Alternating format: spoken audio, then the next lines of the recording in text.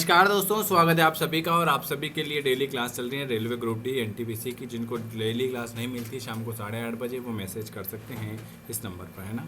कल से आपकी लाइव क्लास चल जाएगी शाम को 8:30 बजे 9753749986। आज हम करेंगे प्रैक्टिस सेट नंबर 10वां। ठीक है, चलिए। गुरुत्वाकर्षण का सिद्धांत सबसे पहले किसने दिया था? पहले क्वेश्चन का आंसर, गुरुत्वाकर्षण का सिद्धांत सबसे पहले किसने दिया था? बिल्कुल, वो दिया था न्यूटन भाई साहब ने। किसने दिया था? न्यूटन भाई साहब ने गुरुत्वाकर्षण का सिद्धांत दिया था। अगला क्वेश्चन है, किसी भी शरीर के भार को इस सूत्र द्वारा बताया जा सकता है। किसी भी शरीर के भार को किसके द्वारा बताया जा सकता है? बताइए। किसी भी शरीर के भार को हम जो हैं W बराबर mg, एक 10 kg की वस्तु 5 मीटर प्रति सेकंड की गति से गतिमान है। वस्तु की गति ऊर्जा क्या होगी? 125। चलिए, अगला क्वेश्चन क्या लिखा हुआ है? बिल्कुल सही जवाब है। तीसरे नंबर का क्वेश्चन का आंसर आ जाएगा ऑप्शन ए। अगला क्वेश्चन लिखा हुआ है, निम्न में से कौन सा सही है? जल का विशिष्ट आयतन जब 0 डिग्री सेल्सियस पर ऊष्मा दी जाती है।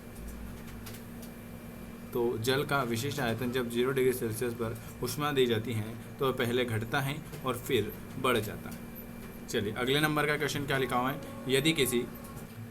यदि किसी वस्तु को अवतल दर्पण के वक्रता के केंद्र पर रखा जाता है तो इसका प्रतिबिंब कैसा बनेगा?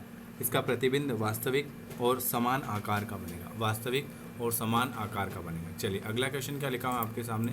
अगला क्वेश्चन आपके सामने लिखा हुआ है, यदि कोई बल्ब एक परिपथ में समांतर क्रम में जुड़े हुए हो और एक बल्ब फ्यूज हो जाता है तो अन्य बल्बों के साथ क्या होता है?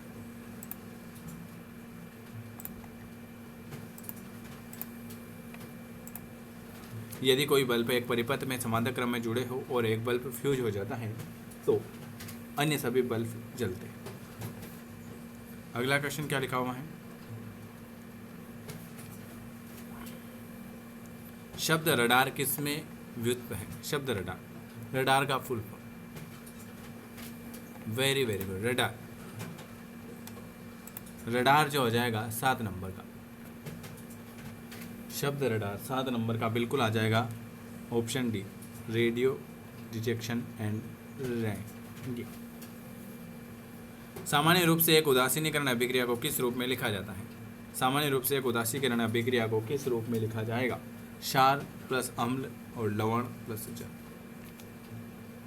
धातु आघातवर्धनीय और कोमल होती हैं क्यों? धातु आघातवर्धनीय और कोमल होती हैं क्यों? धातु आघातवर्धनीय और कोमल होगी क्योंकि धातु के परमाणुओं की परतें एक दूसरे पर फिसल सकती हैं। रासायनिक गुणों के मध्य मेडलिव ने इन तत्वों के साथ मिलकर बने यौगिक पर ध्यान केंद्रित किया। हाइड्रोजन व ऑक्सीजन। कौन सा एक कथन गलत है? कौन सा एक कथन गलत है? 11 नंबर। अधातुएं ऋणात्मक बनाई जाती हैं। अधातुएं अम्लीय ऑक्साइड बनाती हैं। अधातुएं विद्युत की कुचाल होती है। कौन सा गलत है? ऑप्शन आपका सी वाला। ऑक्सीजन के अणु में होता है। ऑक्सीजन के अणु में क्या होता है? ऑक्सीजन के अणु में होता है एक दोहरा सहसंयोजन बंध।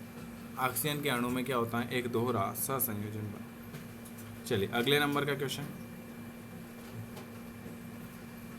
ताप और दाब की समान अवस्था में विभिन्न गैसों के समान आयतन में किसकी संख्या समान होती है? अणु की किसकी संख्या? ताप और दाब की समान अवस्था में विभिन्न गैसों के समान आयतन में जो संख्या समान होती हैं अणु की होगी। सूची पहली और सूची सेकंड को सम्मिलित करें तथा सूचियों के बीच नीचे दिए गए पुट का प्रयोग करके सही उत्तर चुनें।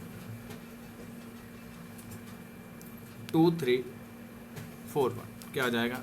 2 3 4 1। भंजन जो होता है वो पेट्रोलियम होता है। प्रगलन जो होता है वो ताम्र होता है। हाइड्रोजनीकरण होगा है खाद्य वसा और वल्वेनीकरण होता है रबर। 2 3 4 1। साधारण कांच ठोस मिश्रण है। साधारण कांच ठोस मिश्रण है। ठीक।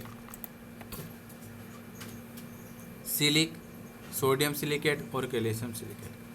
ऑप्शन आपका सी वाला आ जाए। पौधों की आंतरिक संरचना का अध्ययन क्या कहलाता है? पौधों की आंतरिक संरचना का अध्ययन क्या कहलाता है? पौधों की आंतरिक संरचना का अध्ययन, उसे हम कहते हैं शारीरिकी कहते हैं। क्या कहते हैं? पौधों की आंतरिक संरचना का अध्ययन क्या कहलाता है? शारीरिकी। डीएनए अनुक्रम में जीन को चिह्नित करने की प्रक्रिया को क्या कहा जाता है? डीएनए अनुक्रम में जीन को चिह्नित करने की जो प्रक्रिया होती है उसे आप क्या कहते हैं? उसे हम कहते हैं एनोटेशन। क्या कहते हैं? एनोटेशन। मनुष्य के मस्तिष्क का सबसे बड़ा भाग, मनुष्य के मस्तिष्क का सबसे बड़ा भाग कौन सा? प्रमस्तिष्क। प्रमस्तिष्क। एंजाइम कैसे होते हैं? एंजाइम कैसे होते हैं? एंजाइम जो होते हैं उस एंजाइम में होता है प्रोटीन। छोटी माता पैदा की जाती है, छोटी माता पैदा की जाती है 20 नंबर। वेरियोला विषाणु द्वारा, किसके द्वारा? छोटी माता पैदा की जाती हैं वेरियोला विषाणु के द्वारा।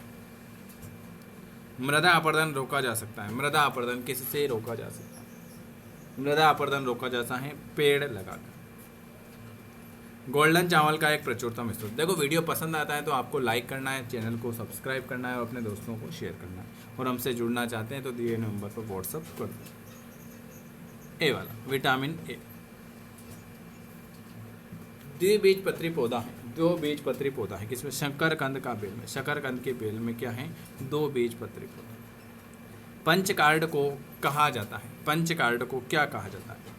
पंचकार्ड को कहा जाता है होलेरित कार्ड। क्या कहा जाता है? पंच कार्ड को कहा जाता है होलेरित कार्ड। ऐसे ग्राफिकल चित्र जो प्रयोगकर्ता के कंप्यूटर प्रणाली से फाइल, फोल्डर आदि के संचालन में सहायता प्रदान करते हैं वो हैं आइकॉन साधन। ये आज के 25 क्वेश्चन हैं। कमेंट करके जरूर बताएं वीडियो कैसा लगा। वीडियो देखने के लिए धन्यवाद।